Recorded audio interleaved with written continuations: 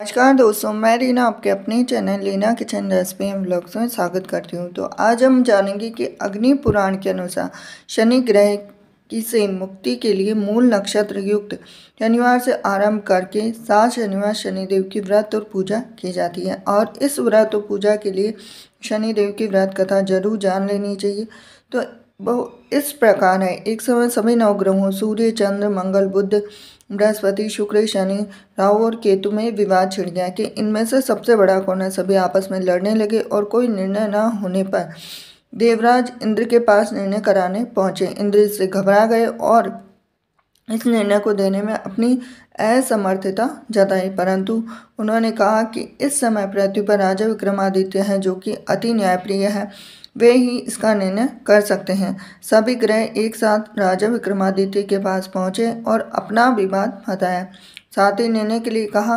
राजा इस समस्या से अति चिंतित हो उठे, क्योंकि वे जानते थे कि जिस किसी को भी छोटा बताया वही कुपित हो उठेगा।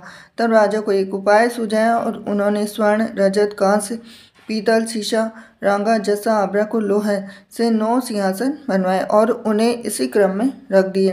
फिर उन सब ने निवेदन किया कि आप सभी अपने अपने आसन पर स्थान ग्रहण करें। जो अंतिम सिंहासन पर बैठेगा वही सबसे छोटा होगा।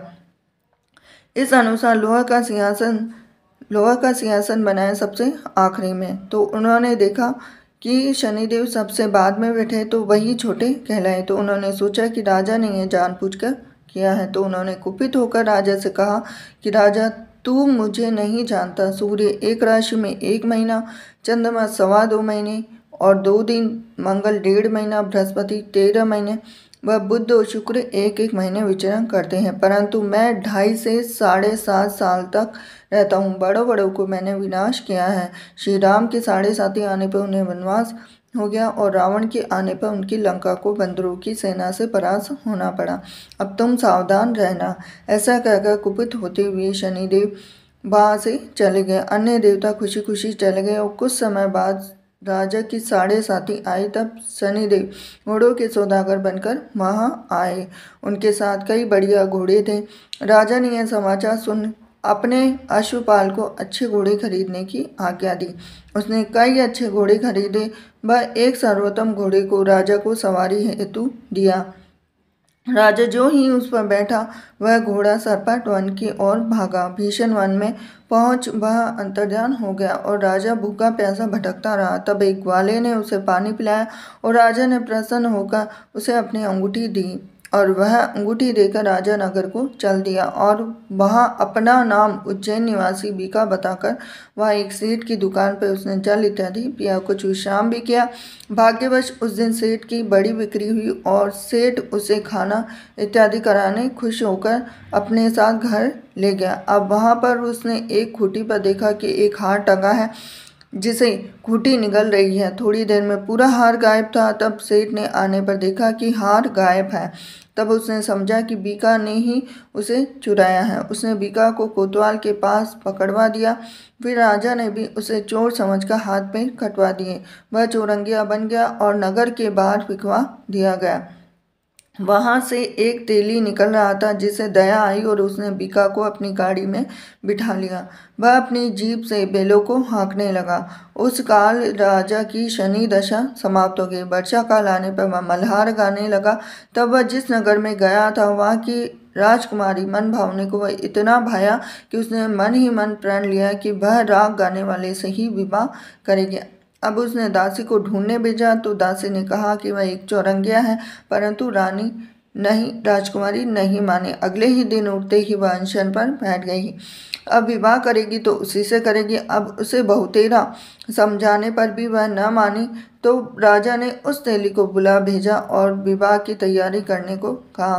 फिर उसका विवाह राजकुमारी से हो गया। तब एक दिन सोते हुए स्वप्न में शनिदेव ने राजा से कहा कि राजन, देखा तुमने मुझे छोटा बताकर कितना दुख झेला है।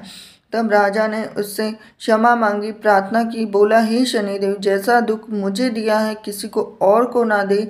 शनिदेव मान गए और कहा, मेरी कथा और व्रत करेगा उससे मेरी दशा में कोई दुख ना होगा। जो नित्य मेरा ध्यान करेगा, चींटियों को आटा डालेगा, उसके सारे मनोरथ पूर्ण होंगे। साथ ही राजा को हाथ पैर भी वापस मिले। और प्रातः आँख खुलने पर राजकुमारी ने देखा तो वह आश्चर्यचकित रह गई। बीका ने उसे बताया कि वह उज्जैन का राजा विक्रमादित्य है।